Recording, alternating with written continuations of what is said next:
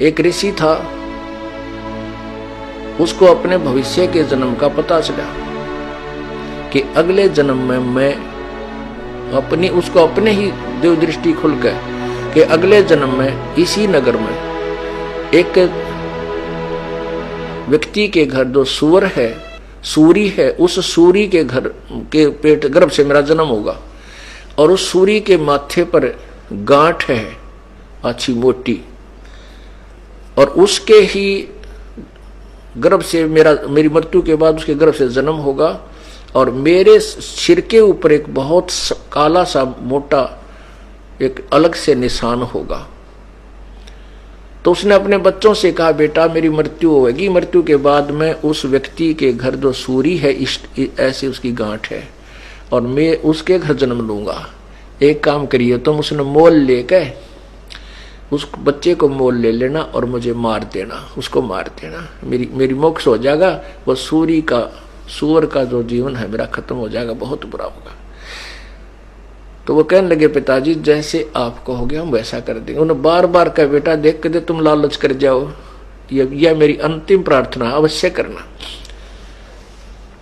वो बच्चे बोले, पिताजी आप निश्चिंत रहो, क्या आप हम इतना भी नहीं कर सकेंगे आपके लिए, उसके लिए 5-4 अन्य रुपये 2 रुपये का वो सूअर का बच्चा नहीं लेंगे, आप निश्चिंत हो जाओ।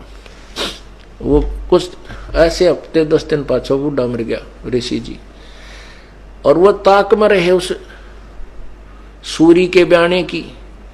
वह महीने 2 महीने में 6 महीने हुआ सूरी ने बच्चे दे दिए। वह जो गांठ थी शर्मन्यारी दिखे थी, उसके वही बच्चा हुआ जिसके सिर के ऊपर एक काला सा अच्छा निशान था। तो वो सूर का बच्चा फिर अपने उन बहन भाइयों के अंदर मस्ती, उसका ऊपर का नीचे का लोट मारा, उनसे साथ खूब प्रेम से रह रहा है। अब वो बच्चे गए उस व्यक्ति से कहा, भाई ये बच्चा हमने मोल दे दे तू। उसने कर दिया, सौदा ले लिया। जब उन्होंने मोल ले लिया और उनने वो बच्चा उठान लग गए, वो भाग लिया, फिर पकड़ा भाग भूख है, और वह कहे, पिताजी हम आपके अपने वचन को पूरा करने आए हैं। जब वो सूअर का बच्चे में चेतना दे दी काल ने, वो सूअर का बच्चा कहता है, भाई बेटो मुझे मत मारो, मेरे मारने से तुमने क्या मिलेगा, क्यों पाप के भागी होते हो। तो कहने लगे, पिताजी आपने तो कहा था भाई इसको मोल लेकर के मुझे मार देना। ने बोला, भाई मुझे मत मारो, मेरा दिल लग रहा है मेरे भाई बहनों में, यहाँ पर मैं ठाठ से रह रहा हूँ, मुझे कोई तकलीफ नहीं, मत मारो मत। उन्होंने छोड़ दिया, भाई मत मारो, क्यों मारा, जो पाप तो वैसे पाप ही है।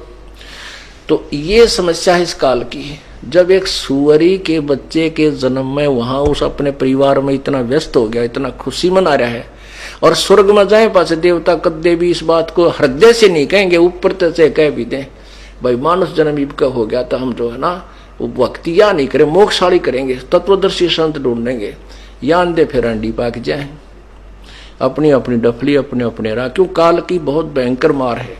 तो ये वहां पर हृदय में कसक कि भगवान ये तो गलत स्थान पर आगे तड़फेगा, वो एकाध ही होता है।